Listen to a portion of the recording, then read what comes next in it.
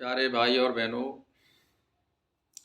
मेरा नमस्कार स्वीकारो। धार्मिक प्रवचनों में आज हम आपके लिए ज्योति और गायत्री में अंतर बताते हैं।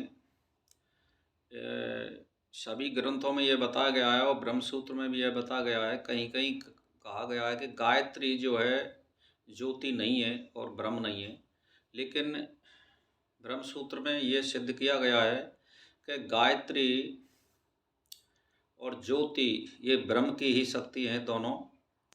और प्राण, आनंद, सूर्य, चंद्रमा, तारे, सभी जीवात्माएं और प्रकृति यानी पांच भूत, ये सभी जो है उस पर ब्रह्म परमात्मा की ही शक्ति के रूप में शक्तियाँ दिखाई दे रही हैं हमको।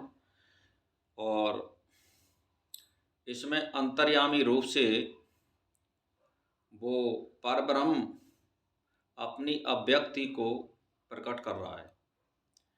जैसे जीवात्मा है वो इस शरीर को चला रहा है, तो ये पांच भूतों का समुदाय जो शरीर है, अगर इसमें से एक भी पांच भूतों में से बिगड़ गया, पानी की कमी हो गई, तो आपको डिहाइड्रेशन हो जाएगा। और अगर प्राण की कमी आ गई तो आपको सांस लेने में बहुत तकलीफ होगी। और यदि आपको अग्नि की कमी हो गई तो मतलब ये है कि ब्लड प्रेशर डाउन हो जाएगा, यानी शरीर आपका ठंडा पड़ जाएगा। और अगर अग्नि की अधिकता हो गई तो आपको ब्लड प्रेशर अधिक हो जाएगा। तो कहने का मेरा मतलब है, परमात्मा ने एक ऐसा विज्ञान के द्वारा इस सृष्टि को रचा है, तो वो सग पंचभूत बना करके और उसमें अंतर्यामी रूप से वो इनका संचालन करता है और इस प्राणी के शरीर को वो चलायमान रखता है। आप समझिए कि ये जब सो जाता है तो इसके शरीर को कौन चलाता है?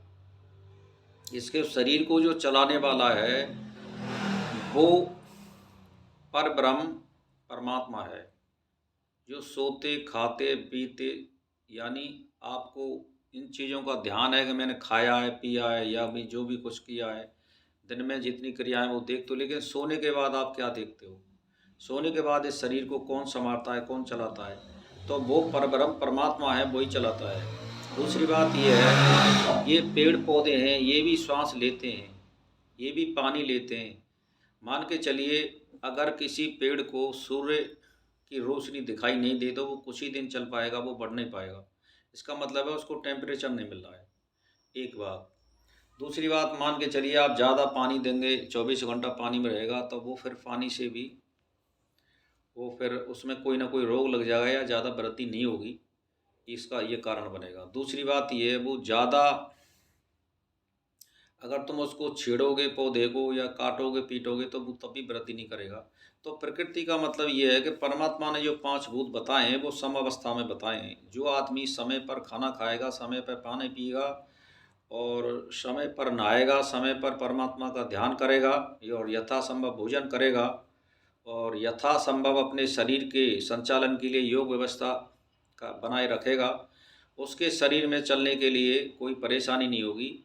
तो ऐसे ही मैं आपके लिए बता रहा हूँ कि जो गायत्री है, ज्योति है, वो भी गायत्री है और गायत्री जो शब्द आया है वो भी एक ही बात है। तो ये बुद्धि ज्योति है।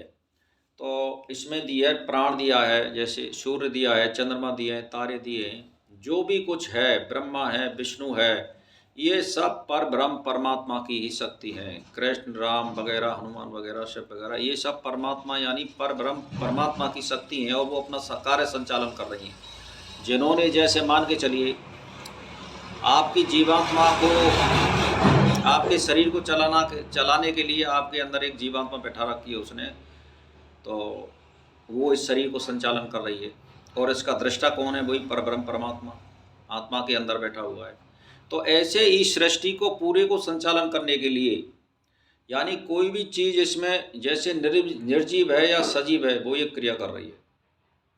तो इससे ये सिद्ध होता है कि आप उस परमात्मा को मानिए और एक की पूजा करिए। दो की पूजा करने से कोई फ़ायदा नहीं है। तो आज हम आपके लिए यही बताना चाहते हैं कि पूरे ब्रह्मांड में और आकाश पाताल, ऊपर नीचे, अगल बगल, उत्तर पश्चिम पूर्व दक्षिण, इन सब में एक परमात्मा परब्रह्म परमात्मा व्याप्त है और वो सारी सृष्टि का संचालन कर रहा है। और उसी की पूजा करिए आप और उसी की शरण में रहिए, उसी का ध्यान कीजिए। तो आपको, अब आप कह रहे हैं कि भाई हमको धन मिलना चाहिए, यानी नौकरी मिलनी चाहिए या पैसा बढ़ना चाहिए। तो देखो, इसके बारे में तो ये आप केवल ये सोच सकते हैं कि आप कर्म कर सकते हैं। आप ये नहीं सोच सकते कि मैं फल ले लूँगा, फलान ले लूँगा। ये तो उसी के हाथ में है, आप केवल कर्म कर सकते हो। तो आप शुभ कर्म करिए, तो आपको शुभ फल की प्राप्ति अवश्य होगी। और अगर आप अशुभ कर्म करेंगे तो अशुभ फल की प्राप्ति होगी। परमात्मा कभी किसी को दंड नहीं देता है और ना वो फल देता है, वो तुम्हारे कर्मों के हिसाब से फैसला करता है। तो मैं तो एक ही बात कहना चाहता हूँ कि आप भाई और बहनों से एक ही मतलब है, जो भी कुछ करें वो सोच समझ और विचार के करें और सद्ग्रंथों का अध्ययन करिए और ज़्यादातर आप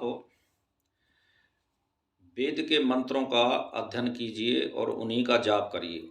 जैसे मान के चलिए, ज़्यादातर जो वेद में मंत्र जो दे रखे हैं, जो जाप करने के हैं, गायत्री मंत्र है, एक जो है राम रमेति रमेति रमे वाला, ये भी मंत्र है। ओम त्र्यंबकम यजामहे, ये महामृत्युंजय, ये भी चल रहा है। और अगर और भी कुछ पढ़ना चाहते हैं तो ओम विश्वानी देव शविदुरितं परस यद्रम तन्नो आशो, इसको भी कर सकते हो। तो कहने का मेरा मतलब ये, वेद में बहुत मंत्र दे रखे हैं, उनका जाप करिए और उनके अनुसार आप अपना आचरण करिए, तो आपको सब कुछ मिलेगा। अगर आप कुछ नहीं करोगे तो आपको कुछ नहीं मिलेगा। बस आज का टॉपिक हम यहीं ख़त्म करते हैं।